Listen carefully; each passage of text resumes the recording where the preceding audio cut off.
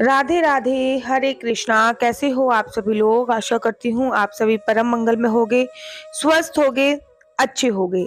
देखिए, आप लोगों का दिवाली का त्योहार बहुत अच्छा गया होगा। गोवर्धन की पूजा भी बहुत अच्छी हुई होगी और गोवर्धन के बाद आता है पंच दिवसीय त्योहारों में यम द्वितीया, जिसको भाई दूज भी बोलते हैं। तो चलिए मैं आप लोगों को बताती हूँ कि दिवाली के दूसरे दिन कार्तिक शुक्ल द्वितीय को भैया दूज का पर्व मनाया जाता है। इस तिथि में यमराज और द्वितीय तिथि का संबंध होने के कारण इसको यम द्वितीय भी कहा जाता है। इस दिन बहनें अपने भाई का तिलक करती हैं, उनका स्वागत सत्कार करती हैं, उनकी लंबी आयु की कामना करती हैं। माना जाता है जो भाई इस दिन बहन के घर पे जाके भोजन ग्रहण करता है और तिलक करवाता है, उसकी कभी भी अकाल मृत्यु नहीं होती। तो चलिए इसकी पूजा विधि जान लेते हैं, क्योंकि बहुत सारे लोग हैं जो भाई दूज का त्योहार गलत तरीके से बनाते हैं। पहली गलती तो सभी बहनें लगभग ये करती हैं कि भाइयों के घर पे चली जाती हैं। देखिए, रक्षाबंधन को बहन को भाई के घर पे जाना चाहिए, लेकिन भाई दूज पे भाई को बहन के घर पे आना चाहिए, क्योंकि यमराज जी यमुना मैया से मिलने गए थे और यमुना मैया और यमराज जी भाई बहन है। इसलिए बहन के हाथ का खाना खाया जाता है, क्योंकि यमराज जी ने भी यमुना मैया के हाथ का खाना खाया था। इस दिन सुबह सुबह चंद्रमा का दर्शन भाई बहन दोनों को करना चाहिए।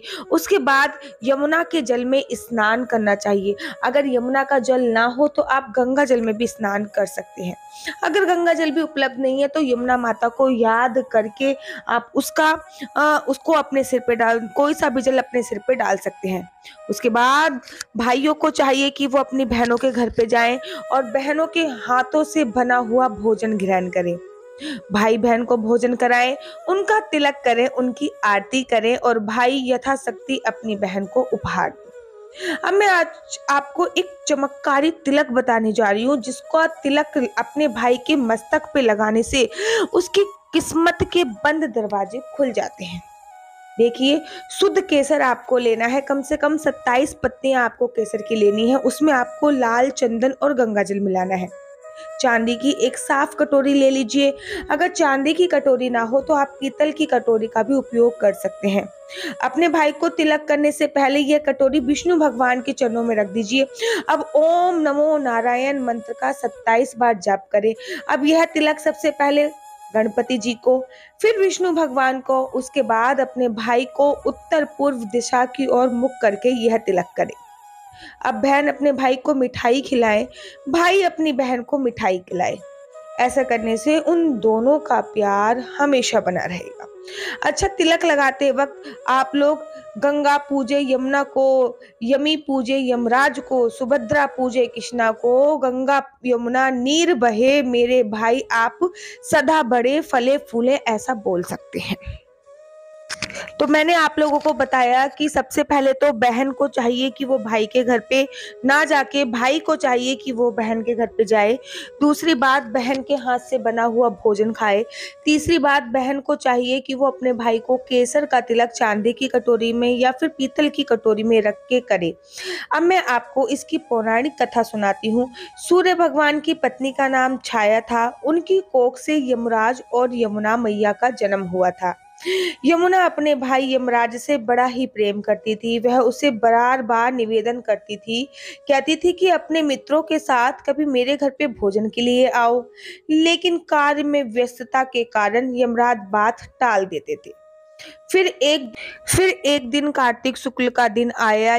यमुना मैया ने फिर एक बार यमराज को भोजन के लिए बुलाया, उसे अपने घर आने के लिए वचनबद्ध कर दिया।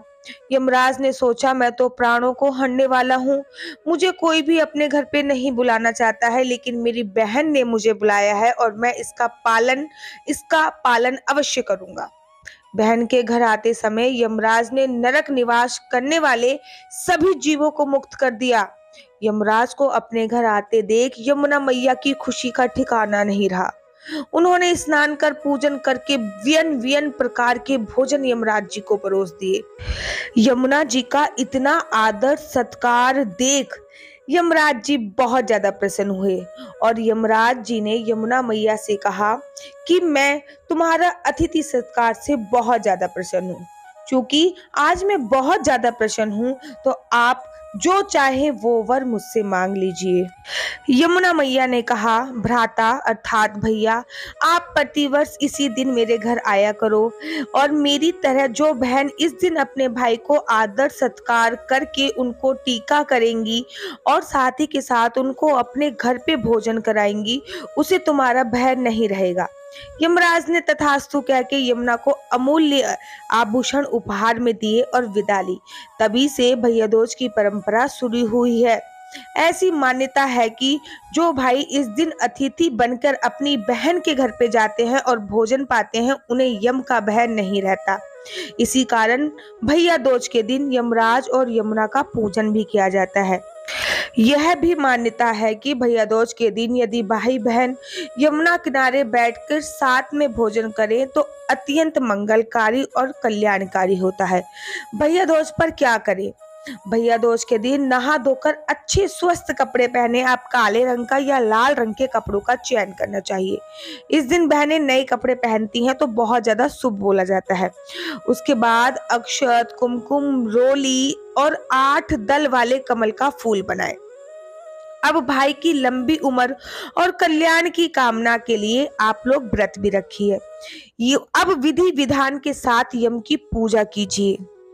यम की पूजा के बाद आप लोग यमुना जी की और यम की दूतों की पूजा करना बिल्कुल भी मत भूलिए। उसके बाद भाई का तिलक करें, उसकी आरती उतारें।